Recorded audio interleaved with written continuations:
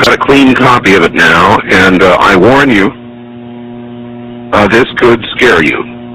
Here's the email.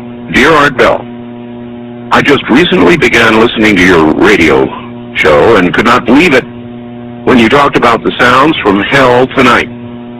My uncle had told me this story a couple of years ago, and I didn't believe him. Like one of your listeners who discounted the story as nothing more than just a religious newspaper fabricated account. The story about the digging and hearing of the sounds from hell is very real. It did occur in Siberia.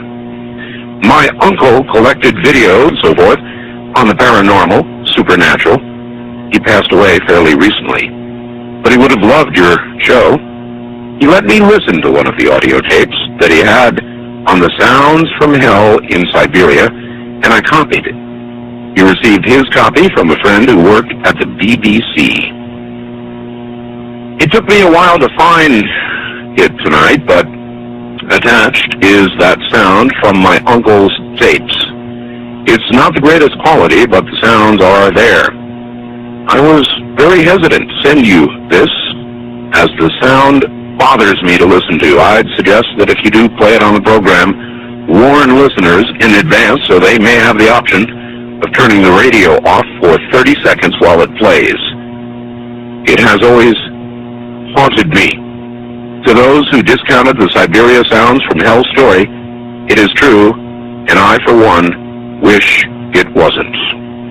Rick, listening from Chicago. And so I submit now the cleaned, a better copy to you, and I warn you, what you are about to hear is very disturbing indeed.